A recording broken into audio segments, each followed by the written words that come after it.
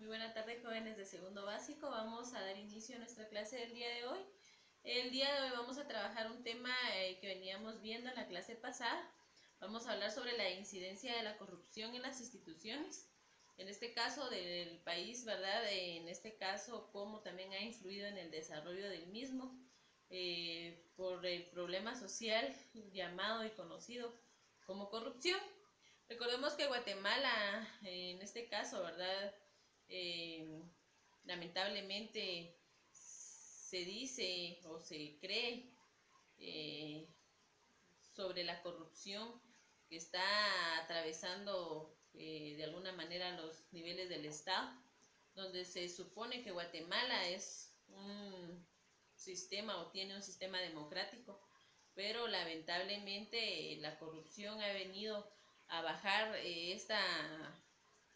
esta característica de nuestro país, en donde de alguna manera la corrupción, sumándose a los actos de violencia, prácticamente están azotando al país y de alguna manera dan lugar a la movilización ciudadana. En este caso, ¿verdad? Quizás algunas personas prefieren migrar también, que es otro problema social, pero todo es por una cadena y en este caso vamos a hablar un poco sobre la corrupción. Lamentablemente la corrupción funciona en los altos niveles o en élite de gobernantes, como lo es la historia de nuestro país, en donde también ha habido corrupción en los medios políticos e instituciones guatemaltecas. Lamentablemente ha ocurrido en varias instituciones. Por ejemplo, yo aquí les coloqué la institución de la SAT, el IX, la Policía Nacional Civil, que son tres instituciones muy fundamentales en nuestro país que lamentablemente en el pasado, y yo no sé actualmente, pero en el pasado tuvieron algunos actos de corrupción lamentablemente grandes en donde hubo desfalco de dinero, por ejemplo, ¿verdad? En el caso X, en donde también en la SAT, recuerden ustedes que hubieron algunos problemas, incluso si ustedes recordarán, hasta había índices de corrupción según la historia que nos da a nosotros. Entonces, lamentablemente, ¿verdad? Podemos decir que las estructuras institucionales, en este caso, del poder del Estado, lamentablemente la presidencia de la República y los ministerios de gobernación y la policía, hablemos por ejemplo en el caso de la presidencia de Otto Pérez Molina, tuvieron un impacto muy fuerte, pero no significa que solo en este gobierno, hubieron otros gobiernos en donde también se produjo este mal social. Entonces, la corrupción en este caso se entiende como el mal uso, ¿verdad?, del poder público para beneficio personal. Prácticamente podemos decir que el corruptor en este caso es la persona que ejerce, ¿verdad?, este mal. Y lamentablemente hay otra cara de la moneda, ¿verdad?, que entonces, ¿quiénes son afectados por este mal social, ¿verdad?, a través de la corrupción?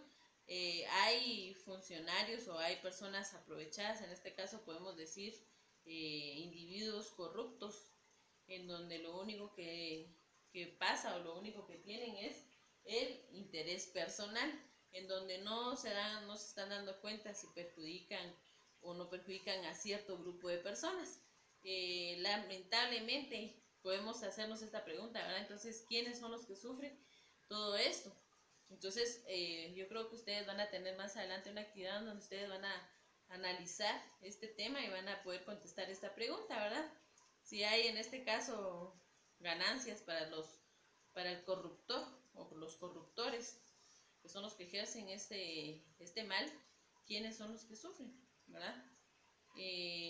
Lamentablemente la corrupción cada vez más es existente, y en el caso de directo entre las personas que están ejerciendo un cierto cargo y lo que están haciendo, ¿verdad?, es detener el desarrollo. Se está provocando también la violación del sistema, de los derechos humanos, imagínense ustedes. Según el Banco Mundial, la corrupción es el obstáculo más grande para el desarrollo económico-social, imagínense ustedes.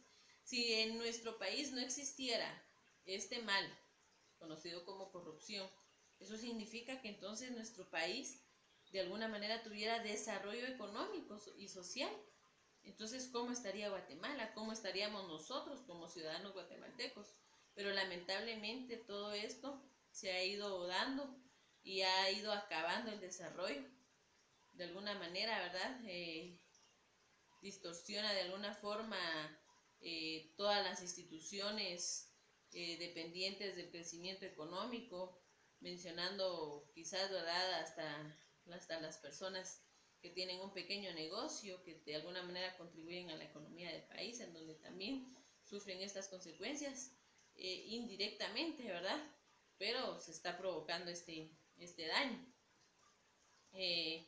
Lamentablemente, quizás hay procesos judiciales en donde el juzgador resuelve de manera imparcial, beneficiando a quienes le han dado una, quizás, yo no sé si algún beneficio económico o algo, y de alguna manera, ¿verdad? Entonces se pierde el sentido de la justicia, y eso se ha visto también aquí en nuestro país.